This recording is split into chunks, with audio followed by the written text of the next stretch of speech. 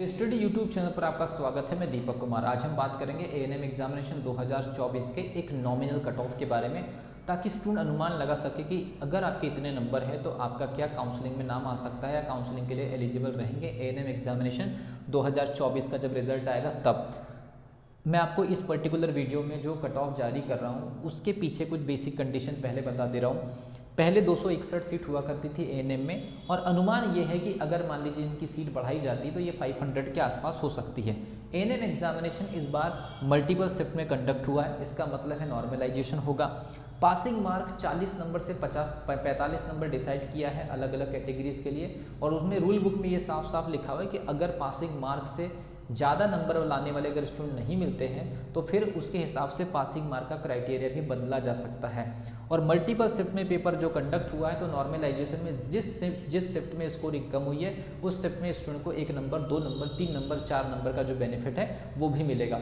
इस आधार पर 261 सीटों के आधार पर, और लगभग अगर सीट बढ़ने की उम्मीद 500 के आसपास है, तो उसके आधार पर क्या कट ऑफ रह सकता है यूआर का, ओबीसी का, एससी एसटी ईडब्ल्यूएस का, सभी कैटेगरी का एक नॉमिनल कट ऑफ मैं आपको दे रहा हूँ। यूआर का कट ऑफ रहना चाहिए 261 सीटों के आधार पर। 261 सीटों के आधार पर यूआर का कट ऑफ लगभग 60 नंबर से 65 नंबर के आसपास होना चाहिए। ओबीसी का जो कट ऑफ रहेगा ये मान करके चलिए कि 55 से लेकर 60 के आसपास। ईडब्ल्यूएस को भी लगभग हम यहीं पर मान रहे हैं 53 से लेकर के 55 के आसपास एक रेंज है। इतने नंबर या उसके ऊपर अगर आपके नंबर है 53 से लेकर 55 या उसके ऊपर अगर आपके नंबर है तो ये तो बिल्कुल श्योर सिलेक्शन है। लेकिन मैं फिर भी आपको बता दे रहा हूँ, ये जो स्कोर या ये जो रेंज मैं आपको बता दे रहा हूँ, अगर इस रेंज में अगर आपके नंबर नहीं है या इस पर्टिकुलर रेंज से अगर मान लीजिए आपके 5-7 नंबर भी कम हैं और आपको ये लग रहा है कि हमारी शिफ्ट में तो पेपर बहुत ही टफ बन गया था, तो मैं आपको बता दे रहा हूँ ये जो जितनी भी डेटा आपके सामने आ रहा है ये नॉर्मलाइजेशन के बाद के लिए अप्लाई होगा। और ये बिल्कुल क्लियर कट नहीं है, ये बिल्कुल क्लियर कट नहीं है कि जितना यहाँ पर आपको कट ऑफ दिखाया जा रहा है बिल्कुल इतना ही होगा। इसमें 2-3 नंबर 4 नंबर का जो अप्स एंड डाउन देखा जाएगा, क्योंकि नॉर्मलाइजेशन के बाद डेटा में चेंजेस आते हैं। तो एक अनुमान के तौर पर आप ध्यान रखिए कि इतने नंबर अगर आपके हैं तो ये श्योर सिलेक्शन वाला मामला है। लेकिन इसका मतलब ये नहीं कि इसके नीचे अगर आप 2-3-4 नंबर अगर आप बैठे नहीं और आपको नॉर्मलाइजेशन में फायदा हुआ, जैसे मैंने यहाँ पर लोअर लिमिट 53 के रखा है ईडब्ल्यूएस के लिए, कोई कैंडिडेट हो सकते हैं 48-47 के आसपास हो और उनका सीधा नॉर्मलाइजेशन में ये जो लोअर बाउंड्री को आपने टच कर लिया तो आप सीधे श्योर सिलेक्शन में आ जाएंगे। इसीलिए नॉर्मलाइजेशन के बाद की क्या कंडीशन बनेगी और 261 सीटों पर अगर काउंसलिंग होती है तब की कंडीशन मैं बता रहा हूँ, अगर ये सीट बढ़कर के 500 हो जाए तब क्या कंडीशन बनेगी उसका भी एक अनुमान निकालेंगे।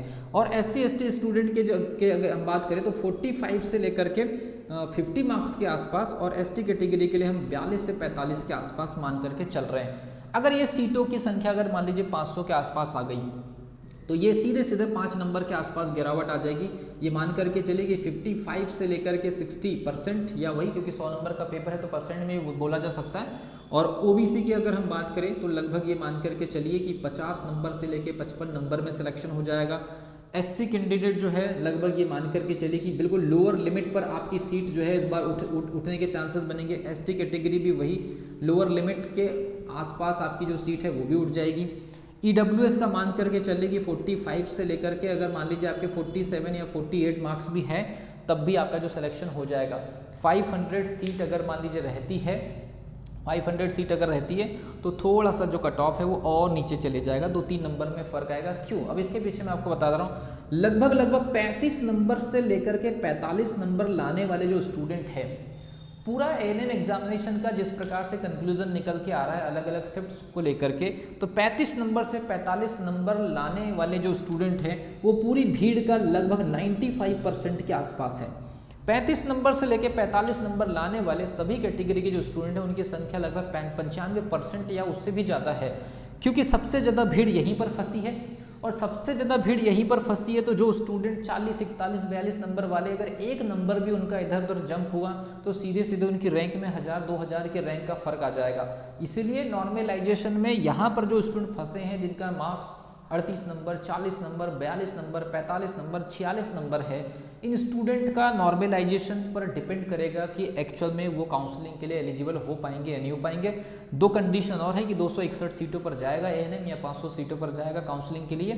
2 कंडीशन मैंने बता दी सीटों की, एक कंडीशन मैंने आपको बता दी नॉर्मलाइजेशन में पर्टिकुलर शिफ्ट के कौन से स्टूडेंट को कितना फ़ायदा मिलता है और उस पर्टिकुलर शिफ्ट में आपकी कैटेगरी में कितने स्टूडेंट क्वालिफाई कर रहे थे। तो ये सारी चीज़ें हैं, क्योंकि मैक्सिमम जो एनालिसिस निकल के आ रही है वो आ रही 35 से 45 नंबर के बीच में, पूरी की पूरी जो भीड़ है वो लॉक है।